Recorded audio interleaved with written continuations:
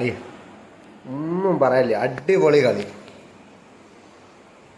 മനസ്സ് നിറഞ്ഞ് last 55 minute മുതലുള്ള കളി കണക്കൂട്ടിയാൽ മതി. അതുവരെ അർജന്റീന ചിത്രത്തിലേ ഇല്ലായിരുന്നു.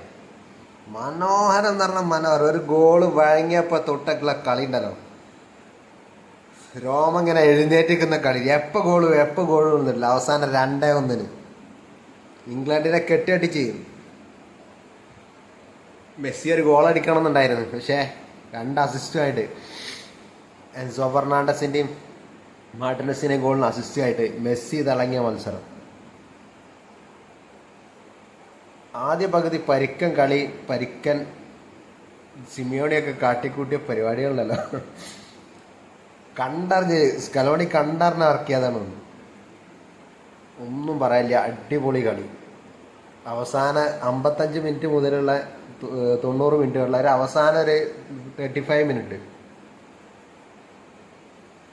അമ്മാതിരി കമ്പാക്കാണ്. ഒരു ഗോള് വാങ്ങിയതിന് ശേഷം അത് തിരിച്ചടിച്ച് ജയിച്ചേ കഴിയുള്ളൂ, ജയിച്ചിട്ട് മതി ബാക്കി കാര്യം എന്നുള്ള അവസ്ഥയിലായിരുന്നു കളി.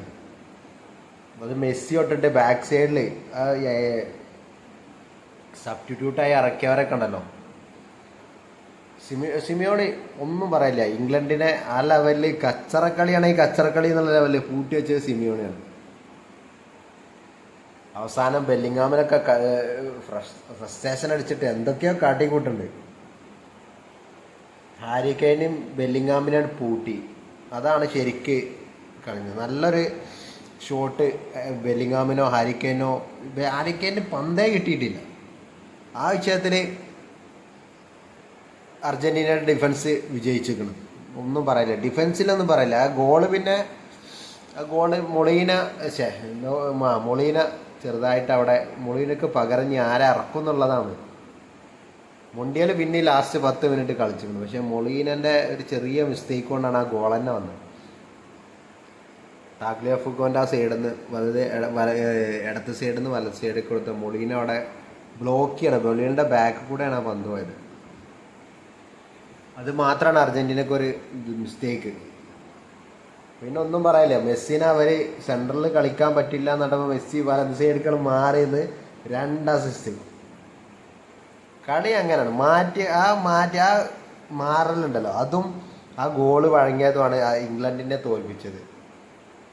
ആദ്യം അർജന്റീനക്ക് ഗോളടിച്ചതും മെസ്സി ആ റൈറ്റിലേക്ക് മാറിയോ, 2 കാര്യം.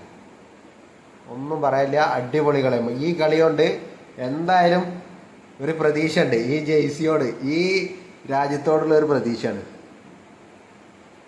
അത് അർജന്റീന കൊണ്ടുപോകും മക്കളെ, ഒന്നും പറയാനില്ല. ലെമാലല്ല, ഇനി അവർ 5 ആൾക്കാർ നിരന്ന് നിന്നാലും ഈ 55 മിനിറ്റ് മുതലുള്ള കളിയാണോ കളിക്കുന്നത്, കപ്പ് അർജന്റീനക്ക് തന്നെ. ഇനി അപ്പുറത്തേക്ക് ഇനി ആര് വന്നിട്ടും കാര്യമില്ല. എത്ര വലിയ ഡിഫൻസോ, ഉനൈ സിമോനൊക്കെ കിടക്കുന്നേ ഉള്ളൂ, എത്രണ്ണം വീഴും നോക്കിയാൽ മതി. ആദ്യത്തെ 55 മിനിറ്റ് കളിയില്ല, അവസാനത്തെ 40 മിനിറ്റ്, അതായത് അപ്പം ഇതും കൂടെ 40 മിനിറ്റ് എക്സ്ട്രാ ടൈമും കൂടെ കൂട്ടി 40-50 മിനിറ്റ് കളി. ആ കളി മാത്രം മതി അർജന്റീനക്ക് കപ്പ് കൊണ്ടുപോകാൻ. അപ്പോൾ ഓക്കെ, വമോസ് അർജന്റീന.